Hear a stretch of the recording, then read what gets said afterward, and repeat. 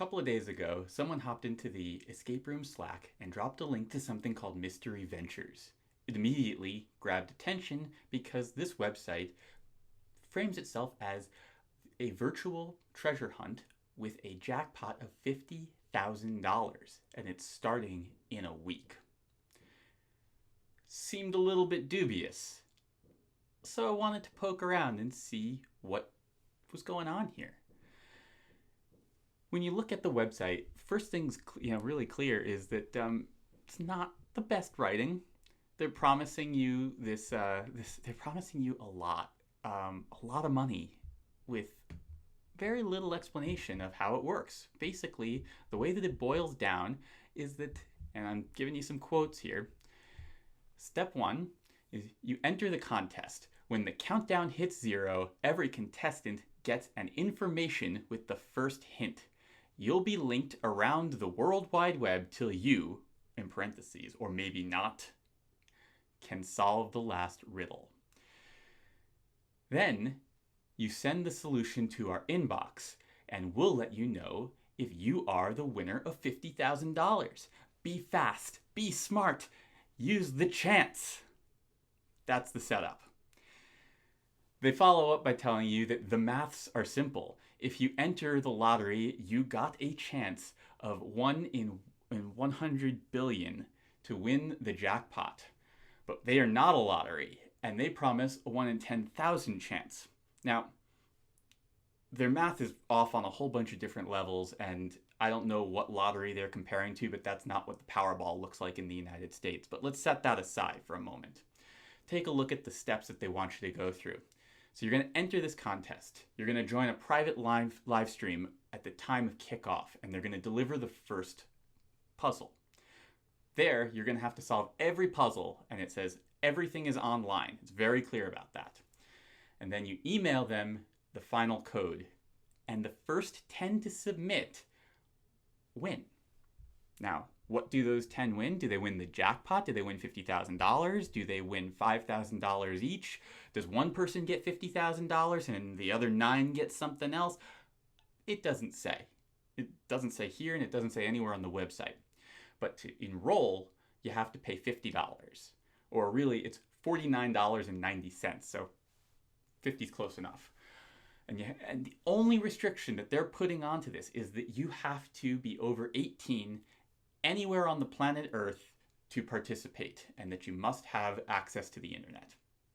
So there's a lot going on here that immediately suggested that this was going to be dubious. But maybe it's legit. Maybe it's real. But even if it is, I'm trying to wonder, well, where's the money coming from? $50,000 is a lot with 10 winners. Maybe it's more than $50,000 that they're promising. It's kind of weird. What is the business model? How many people would have to sign up at $50 in order for them to turn any kind of profit or not go broke or be able to pay out anybody? So, a little bit dubious of this. I decided to scroll down and click on the terms and conditions. Now, the terms and conditions, and I've got them here, are painfully generic. They are the types of terms and conditions you would see on any website, and I build them for a living, so I can tell you I've looked at more than a few. There is nothing in this that is pertinent to a contest website. There's nothing in here that explains the start time, the end time, how they're going to handle fulfillment, what restrictions there are. Whenever you run any kind of sweepstakes, and I've set them up for all sorts of companies in the past, the lawyers are very particular about this stuff because there are laws that prevent sweepstakes and define gambling in all sorts of different ways in different provinces and states and countries all over the world. Everyone defines it differently, which is why usually if a sweepstakes is being run in the United States, it's pretty clear that you can't enter it in Canada. If it's in Canada, they frequently tell you that you can't enter if you're in Quebec because they have their own laws. The laws here are really murky, and they address that nowhere at all. You just have to be over 18 and exist on Earth. So nothing in the terms and conditions here that's going to be of any use to us. So next up, decided to go and take a look at who registered this domain. How long has this domain been registered? And going to put this up on the screen. Over here, we have just the who is entry for this website. And it was registered on the 27th of June, 2020. This website wasn't born yesterday, but it was really, really close.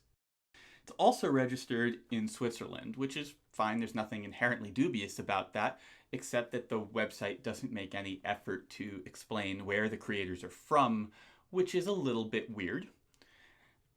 And then everything else on this entry, on this who is entry, is redacted for privacy, which again isn't inherently something that is wrong for a website to do, but for something that is trying to instill trust and trying to get your money, probably shouldn't be doing this. So, next side, let's go and take a look at what else is going on. There's nothing else on the site, so add something to the cart. Let's try to buy this $50 entry and see what's going on. It takes us to a Shopify page. At the bottom, it has a whole bunch of different policies. First of all, there's a completely different terms of service. Now there's also shipping and refund policies.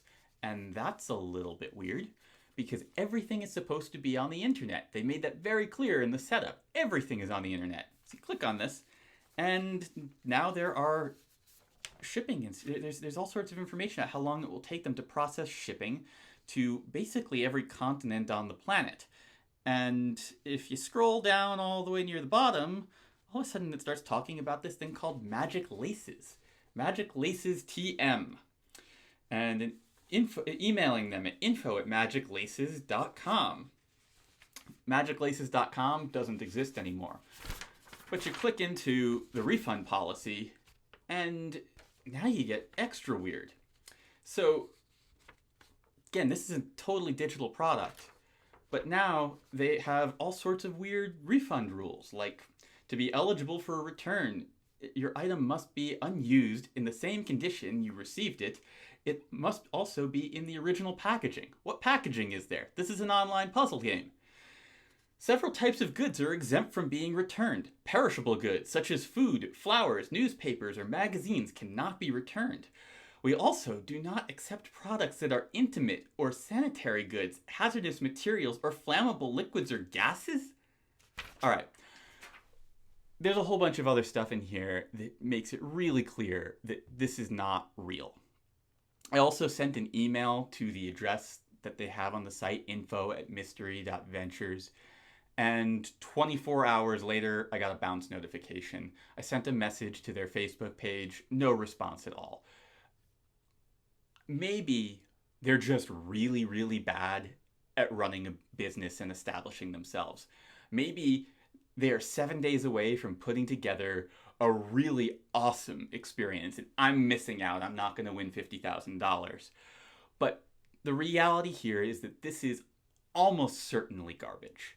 And even if this was real, pay for treasure hunts on the internet, puzzle-driven games where they want you to pay to enter and they want you to try and compete with other people over it. Personally, I hate that kind of stuff. For me, puzzles are meant to be fun. They're meant to be solved.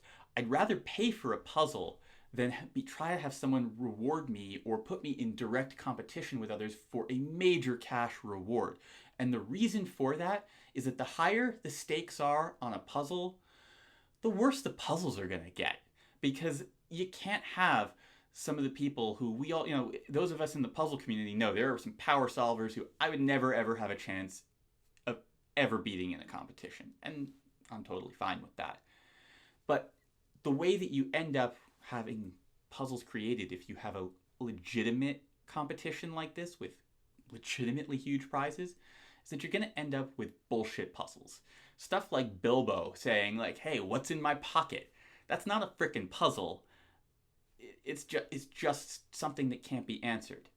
So that's the lesson here, is don't be pulled in by this kind of stuff. And really, if you like puzzles, think about why you like it and figure out what type of puzzles you really want to be solving and enjoying, because that's what this is about. Do the stuff you're going to have fun with. Don't do it for money. Puzzles are never going to get you rich. It's okay. I'm David Spiro from RoomEscapeArtist.com. Thanks.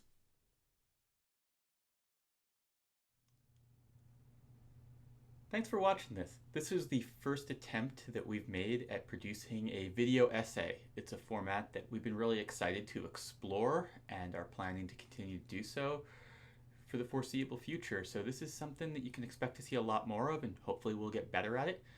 Leave feedback in the comments, like, share, subscribe, all the YouTube-y type things. We really appreciate it. Also, check out realityescapecon.com to find out about the Reality Escape Convention, which we are hosting for free August 23rd and 24th of this year. It's something that we're producing for the entire escape room community. Players, owners, creators, anyone who's involved or interested should come and check it out. It's on the internet. It's free. What more do you need?